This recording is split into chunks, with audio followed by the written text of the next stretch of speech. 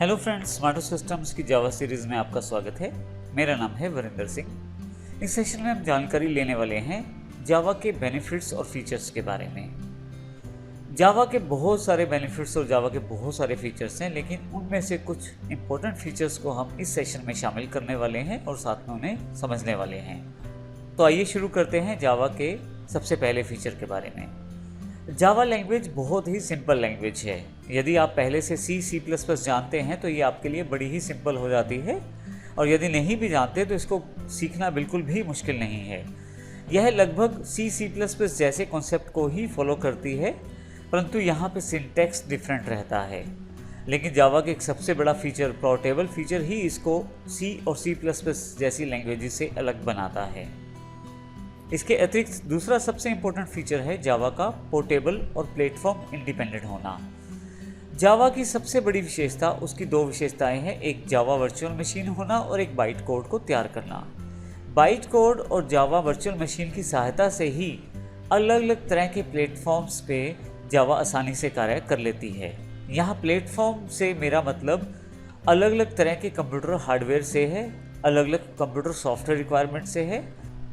जैसे सपोज करें आप माइक्रोसॉफ्ट विंडोज़ को अलग अलग तरह के कंप्यूटर हार्डवेयर स्ट्रक्चर पे इंस्टॉल कर सकते हैं। जैसे विंडोज़ को हम इंटेल कंप्यूटर्स पे इंस्टॉल कर सकते हैं, विंडोज़ को हम AMD कंप्यूटर्स पे इंस्टॉल कर सकते हैं। उसके अतिरिक्त हमारे पास विंडोज़ 32 और 64 बिट वर्जन्स में भी अवेलेबल रहती है, और इस तरह से हमारे पास लाइनक्स, मैक, इस तरह के काफ़ी सारे ऑपरेटिंग सिस्टम रहते हैं। इन सभी ऑपरेटिंग सिस्टम के साथ साथ हमारे पास अलग अलग तरह के सॉफ्टवेयर्स रहते हैं, अलग अलग तरह के हमारे पास हार्डवेयर स्ट्रक्चर रहते हैं। लेकिन इन सभी प्लेटफॉर्म्स पे जावा एक तरह से ही परफॉर्म करती है, और इसका सबसे बड़ा कारण जावा वर्चुअल मशीन है, जो सभी तरह के ऑपरेटिंग सिस्टम्स और सभी तरह के प्लेटफॉर्म्स पे एक ही तरह का आउटपुट प्रोड्यूस करती है और एक ही तरह से कोड को रन करती है। जावा का तीसरा सबसे बड़ा फीचर उसका ऑब्जेक्ट ओरिएंटेड होना है।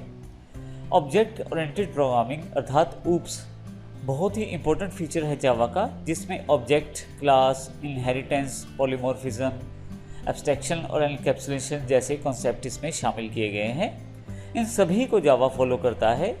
ऑब्जेक्ट ओरिएंटेशन के बारे में हम देखेंगे फ्यूचर्स के सेशंस में, और इसको एडवांस लेवल तक ऑब्जेक्ट ओरिएंटेशन की पूरी जानकारी हम आने वाले सेशंस में लेंगे। यहाँ केवल ब्रीफ के रूप में आपको बता रहा हूँ कि जावा जो है वो ऊप्स के कॉन्सेप्ट को फॉलो करती है और पूरी तरह से उसे इम्प्लीमेंट भी करती है। अगला फीचर हमारे पास जावा का सिक्योर होना है।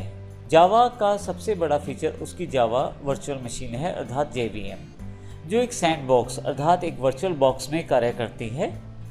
जावा में C++ की तरह पॉइंटर नहीं होते, अर्थात डायरेक्ट मेमोरी इंटरेक्शन जावा की नहीं रहती। जावा अपने प्रोग्राम्स को एक वर्चुअल सैंडबॉक्स, वर्चुअल मशीन या एक सॉफ्टवेयर, जिसको हम जावा वर्चुअल मशीन कह रहे हैं, एग्जैक्टली वो एक पीस ऑफ सॉफ्टवेयर है जो आपके कंप्यूटर में रहता है। केवल इसी के अंतर्गत ही अपने प्रोग्राम्स को रन करता है जावा, जिसकी वजह से वह आपके सिस्टम के डेटा से इंटरेक्ट नहीं कर पाता और आपका डेटा बिल्कुल सिक्योर रहता है। इसी कारण से जावा साइंटिफिक और एक्सपेरिमेंटल प्रोजेक्ट्स के लिए बहुत ज़्यादा प्रयोग किया जाता है। जावा का एक सबसे बड़ा फीचर उसका रोबस्ट होना भी है। जावा के काफ़ी सारे फीचर जैसे memory management, automatic garbage collection, exceptional handling और टाइप चेकिंग मैकेनिज्म, ये सभी जावा को रोबस्ट बनाते हैं, ताकतवर बनाते हैं। जावा में सबसे बड़ा फीचर उसका ऑटोमेटिक गार्बेज कलेक्शन है। यदि किसी कारण से C++ के वेरिएबल्स को आप मेमोरी असाइन करते हैं तो उनसे वो मेमोरी फ्री भी करवाना पड़ता है, जबकि जावा में ऐसा नहीं है। जावा में ऑटोमेटिक गार्बेज कलेक्शन रहता है, जिसकी वजह से जो मेमोरी को अगर फ्री करवाना है तो वह प्रोग्रामर की जिम्मेवारी नहीं, ये जावा ऑटोमेटिकली ही कर देता है। इसी तरह से जावा का सबसे बड़ा फीचर, जैसे हम पहले भी डिफाइन कर चुके हैं, प्लेटफॉर्म डिपेंडेंट है, प्लेटफॉर्म इंडिपेंडेंट है। यहाँ पे आर्किटेक्चर इंडिपेंडेंसी भी जावा का एक बड़ा फीचर है। यहाँ मैं इसको एक एग्जांपल से प्रस्तुत कर देता हूँ। C++ जैसी लैंग्वेजेस यदि विंडोज़ के 32 बिट सॉफ्टवेयर पे चलेंगी तो वहाँ पे वेरिएबल्स का साइज़ डिफरेंट रहेगा, और यदि C++ जैसी लैंग्वेजेस के प्रोग्राम को आप विंडोज़ के 64 बिट वाले वर्जन पे चलाओगे तो वहाँ पे वेरिएबल्स का जो साइज़ है वो डिफरेंट रहेगा। परंतु जावा डिफरेंट आर्किटेक्चर में, चाहे विंडोज़ 32 बिट पे काम करें या 64 बिट पे काम करें, एक ही तरह के मेमोरी साइज़ के वेरिएबल्स को क्रिएट करता है, जिससे आपकी प्रोग्राम की यूनिफॉर्मिटी बनी रहती है और आप इसको आसानी से अलग अलग प्लेटफॉर्म्स पे चला पाते हैं। जावा की एक बड़ी feature integrated with high performance भी है।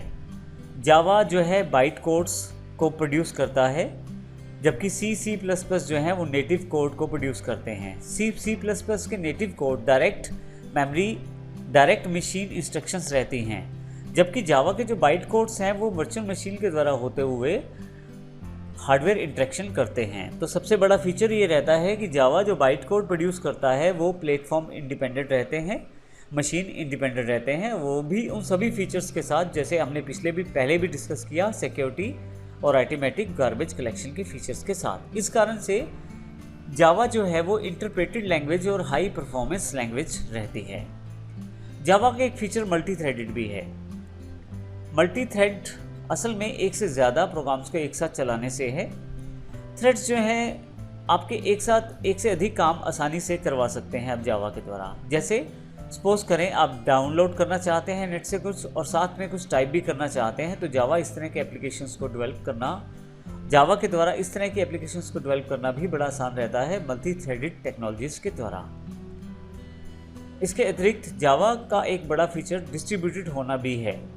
रिमोट मेथड इन्वोकेशन और एंटरप्राइजेज जावा बीन्स की सहायता से आप ऐसी एप्लीकेशंस बना सकते हैं जो आप डिस्ट्रीब्यूट आसानी से कर सकते हैं। तो इस कारण से ये सभी जावा के इम्पोर्टेंट फीचर्स हैं जिनकी वजह से जावा एक स्ट्रॉन्ग और इम्पोर्टेंट लैंग्वेज बनके उभरी है। तो इस पूरे सेशन में हमने देखा कि किस प्रकार जावा के जो फीचर्स और बेनिफिट्स हैं जावा को एक इम्पोर्टेंट लैंग्वेज बना देते हैं और इसी के साथ इसे एक पॉपुलर लैंग्वेज भी बना देते हैं इसके बेनिफिट्स और फीचर्स के साथ। नेक्स्ट सेशन में हम देखेंगे जावा और C++ में क्या डिफरेंस है, किस प्रकार से जावा C++ के कॉन्सेप्ट्स को फॉलो करती है और किस प्रकार से यह है उनसे बिल्कुल डिफरेंट लैंग्वेज है। ये सारी जानकारी हम अगले सेशन में लेंगे। धन्यवाद।